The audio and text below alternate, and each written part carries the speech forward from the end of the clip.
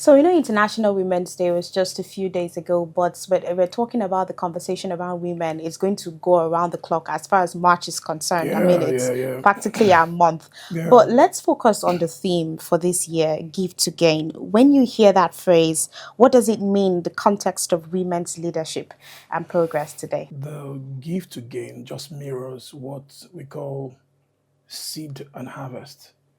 You know, when you plant something, you're gonna harvest something bigger.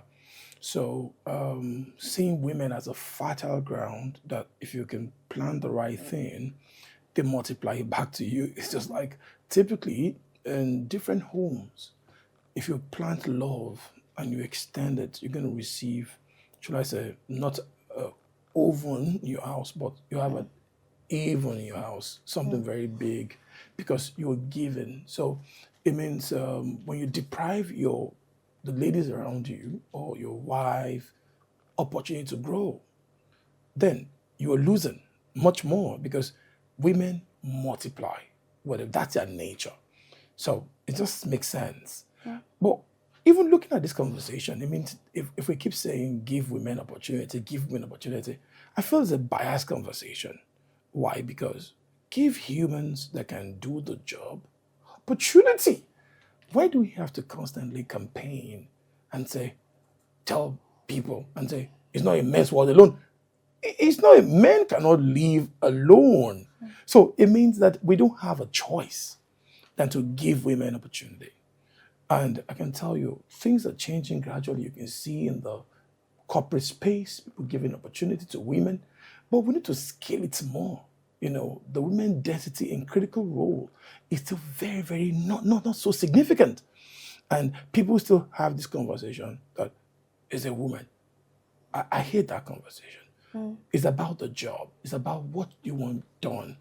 Give the same opportunity to any human and you get returns back. Don't deny people of what, opportunity. So I see it more as a seed and harvest, whereby whatever you sow, you're going to get back. And it cuts across corporate, it cuts across family, it cuts across every of life. So, countless times we've seen you significantly invest in women, but this time, so that's why I want to take it more personal, or we just need an experienced view. Can you give us, should I say, an experience or precisely a personal journey where you had to give something to a woman, obviously, that eventually led to something greater? I guess if you look at the trajectory of my life, has been all around. Personally, the chairman of Women in HR. Yeah. I do a lot of women advocacy, a lot, because I believe who can do the job should be given the job. That's my philosophy. So I've seen even myself giving my wife opportunity to grow, and I see her grow big. I don't want to use the big time. You can inspire confidence in a woman. That doesn't mean she's not confident today. Have you Yeah. seen women that lost their husband and came back, wild and began to do great things? And you're wondering, what happened all along? That means it's possible that the man has killed the woman, or kept the woman in the cage, Okay. that the man's exit challenged the woman and made her live a bigger life. So we must start seeing, and that's been my life. I give women opportunity, and I don't want to say women. I give who can do the job opportunity. I don't like to have a conversation with either as a woman or as a man. It's about who can do the job, should get it. So, countless times we've had conversations around empowering women in the workplace or professional spaces. But following this particular theme, give to gain, do you think women are sometimes expected to give more than they gain in professional spaces? When you say give more than the gain, how do you mean? So it's more like women are always expected to deliver on a particular standard. It's always more like they have to work harder to prove that point. They have to work harder to gain that promotion, to prove to most of their superiors that they always have to prove that they deserve something. It's because of it. It's more like, okay, it's a woman thing, so they have to work harder than what the men can actually deliver. No, no, no. I feel that's that happens more in an unstructured environment. Okay. it's just like, let's take, for example, in school. A woman doesn't know how to prove herself to score high marks. The standard. And they're testing everybody using the same standard. So if you're good, you score 100. Either you're a man or a woman. There's a metrics to. So that conversation of we have to let women prove, that means there's no standard, there's no benchmark. I always say things like, what is good for the goose is good for the gander. Yes. So meaning that when you have to say, I had to prove myself a lot, there must be metrics that everybody's being benchmarked against, either you're a man or a woman. So when that happens, it shows a faulty structure whereby there's no benchmark. Okay, so I have to now prove to be what actually. So if the standards are clear, everybody, including man and woman, should prove to be able to be achievers. There's no reason why women have to do extra to make you feel. That's also a bias from the beginning. We talk things, we say things like glass ceiling, glass cliff. People want to bring women when they feel things are bad. And want to say, come and do it. We've given you opportunity. Oh yeah. You see now. Take it from them. That's a problem. That's a problem. You see, that conversation is a biased conversation already. So we must use the same standard for everyone who can do the job. Women don't have to prove extra. Men don't have to prove extra. What you define as a standard is what you should use for anybody proving that it can add any value. So when we say gift again, we've seen a lot of content, we've seen a whole lot of conversations around it this year, and it always falls as if where the gift again, or people are interpreting it that it's more like the responsibilities fall under the men, and the women actually do not have a role to play here. Now, I'm asking this based on the role of mentorship. What do you think are the responsibilities that successful women have to create pathways for the next generation? Okay, so I feel that's a norm, because leaving a legacy is not really about not how much you can do. It's how much you can, how much you can give back to others. Really, you saw something over the week. Was the Tiwa Savage trying to empower 100 women, or 100 artists rather? Yes. So she's giving opportunity to artists to become like her. So what I'm saying majorly in that case is women should mentor women. That I feel that conversation, are women also blocking women's ways and not allowing women grow? We have to open doors, because the essence of your significance is to make sure if you've broken a ceiling, you want to allow other women, come up with policies that are favorable to other women. But I don't really see, I don't know, I've not really heard women blocking women, but really I feel the conversation is always like men are not giving women opportunity. So women should groom women. I see women having more communities. We have Wimbies, we have Whisker, we have so many women communities. Women are the ones gathering more, helping themselves, motivating themselves, praying more. So I just feel that it's more or less, this conversation is majorly about giving women opportunity, and we're talking to the male gender. Yes. That's what I'm thinking about. But women should help women. That's a norm. All right. So what is one leadership quality you believe more women should unapologetically embrace? One quality. I feel it's executive presence.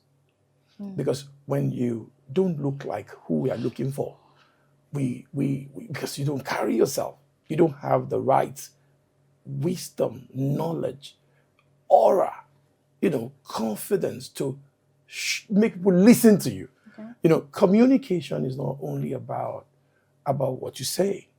It's also about how you say what you say. So you need to be more confident, have strong executive presence. And women should stop also saying, don't you know I'm a woman? In the corporate space, if they're about to break, even do great things, don't remind them at the board level or that we women in God. That means you're saying we should not give you the same opportunity. And that's the problem. Women themselves need to change their ways and start seeing that they are unstoppable. So don't see yourself as a weaker vessel. I say women also, some women, which is changing. Some women say, even when I don't work hard, don't worry. God, give me a good husband. That means you're already seeing yourself as weak already. So those fundamental belief system should die. Okay. And in your opinion, what is the biggest barrier preventing women from gaining the full value of what they give? so I feel strongly that probably maybe the ground of where they are giving is not good enough. It's just like when you plant a seed in an environment that is filled with thorns and not beside, should I say, what? There's a scripture that says, you'll be like a plant, by the Planted by rivers the of riverside, water. yes. So if you plant it on a good soil, I don't believe that you will give and you won't get. I feel that women, anybody that puts in the work, and you could see women breaking barriers. So we have women like Ibuka and Washika, we have Okonjo Iweala, we have Tara, we have likes of Jumoke Adenawa, we have people that Mohabudu, Yes. the women doing great things. And look at almost all the banks. Look at women heading corporates. So women are getting to see they're harvesting their sweat. So when you put in the work, you will get it. So I don't see that women are deprived of getting getting the harvest of what they've put in. It's possible you're not putting enough. Okay. Or probably you're putting in, but your executive presence is behaving like pity party. You're not having confidence, and they just push you aside, even though you're the one providing the solution. But you see, when that's why I said executive presence, whereby you're confident that you are good enough as a woman. Are you not seeing that the industry of trying to change who you are is more around the woman? I want to change my nose. My nose is not fine enough. I feel this is going to limit me. That's a belief system. Oh, my shape is not good enough. That's the reason why I'm not going far. Have you seen men really changing their shape or changing their height or changing? Because they believe they have their esteem. So most times women should heal up from damaged esteem and try to know that you're sufficient enough. If you can I'm not saying it's bad to work on yourself, but you're good. There's nobody, you're better than you. So that fundamental thing. I've met a woman one time. I said, I know why I'm not getting this. I said, why? She said, my lip is not so good. I said, who told you that? Who told you that? Who told you don't have good lips? She said, but I want to work on my lips. So is that why you said, yes? So that damage, that damage, they must fix those things. Women to start. And if women do it, some industry will die. Because they just feel I need help. Some women have the belief that I just need help. Somebody must help me. Women should kill those beggars syndrome and believe that you're self-sufficient and you can be anything you set your hands to. Lastly, in a few words, what is one thing women should stop giving away and one thing they should start claiming for themselves? Women should stop thinking all they need to give to life is only beauty face, not beautiful brain. Women sometimes, I've met a lot of women that just believe that if I'm fine, I'm good enough, and that's all the world needs from me. They should give out those kind of thinking. There's more than the world needs from a woman than a beautiful face. We want impact, we want change, we want movement, we want empowerment, we want more, and women can do more. And they must see themselves that they're beyond the beauty, that their real beauty is what the world is about to see. Seed Academy, your growth partner.